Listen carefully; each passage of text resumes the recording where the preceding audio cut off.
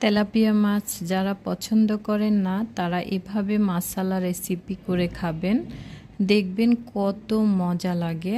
আমি আজকে আপনাদেরকে তেলাপিয়া মাছের মাসালা রেসিপি দেখাচ্ছি। তেলাপিয়া মাছ আমি কিভাবে কেটে নিয়েছি দেখুন।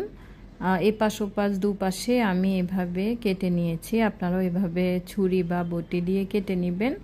এখানে আমি লবণ দিয়ে দিলাম হাফ চা চামচ পরিমাণ, হলুদ গুঁড়ো দিলাম হাফ চা চামচ পরিমাণ, মরিচ গুঁড়ো দিয়ে দিলাম 1 চা চামচ পরিমাণ, রসুন দিয়েছি হাফ চা চামচ পরিমাণ, তারপর সয়াবিন তেল দিয়ে দিলাম 2 চা চামচ পরিমাণ। এখন আমি এখানে 1 ফালি লেবুর রস দিয়ে দিচ্ছি। এই লেবুর রসটা দেওয়ার কারণে মাছটা জুসি অ্যান্ড সফট ভাব আসে, মাছটা খেতে অনেক ভালো লাগে। এখন আমি ভালোভাবে মশলাগুলো মিক্স করে নিচ্ছি, আর মাছের কাটা অংশগুলোতে মশলাগুলো যাতে ভালোভাবে ঢুকে আমি ভালোভাবে মিক্স করে নিচ্ছি।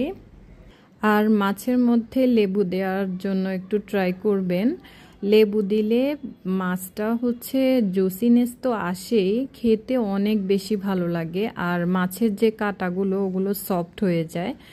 মাছটা যখন মশলা করবেন আপনারা তখন বুঝতে পারবেন কতটা ভালো লাগে।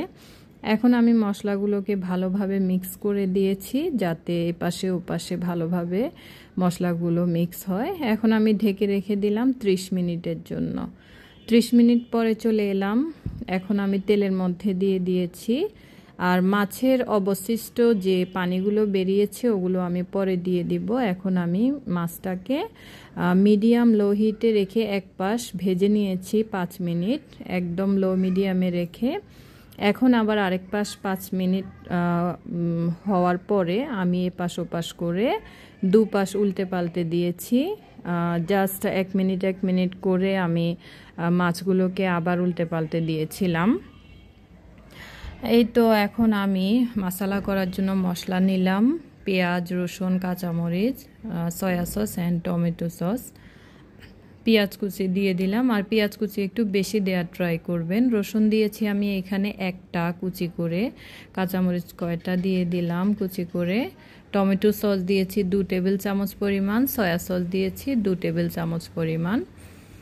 আর পেঁয়াজ একটু বেশি দিবেন, প্রথমেই বললাম।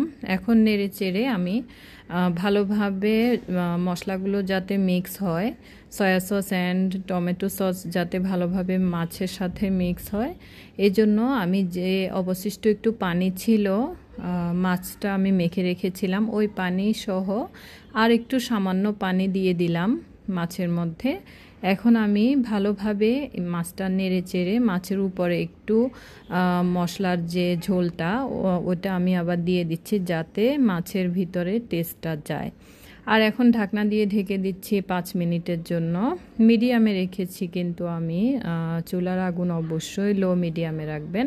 5 মিনিট পরে আবার এপাশ করে আমি উল্টে দিলাম, দিয়ে আবার সেম কাজটাই করছি। মশলাগুলো, পেঁয়াজ রসুনগুলো আবার মাছের উপর দিয়ে আবার 2 মিনিটের জন্য আমি ঢেকে দিলাম। ঢেকে দিয়ে এখন ঢাকনাটা সরিয়ে নিলাম। দেখুন মাছটা কিন্তু হয়ে গেছে। এখন আমি নামিয়ে ফেলবো। পেঁয়াজ আর রসুনগুলো আবার মাছের উপর দিয়ে আমি নামিয়ে ফেলবো। টোটাল এই মাছটা আমি 30 মিনিট আগেই ম্যারিনেট করে রেখেছিলাম, সেজন্য হতে বেশি টাইম লাগেনি। মাছটা 5 মিনিট করে ভেজে নিয়েছিলাম, এরপর আবার 5 মিনিট ঢাকনা সহ রেখেছি। টোটাল 20 মিনিটের মধ্যেই মাছটা হয়ে গেছে, আগে 30 মিনিট ছাড়া। এই তো সম্পূর্ণভাবে রেডি হয়ে গেল আমার তেলাপিয়া মাছের মশলা রেসিপিটা।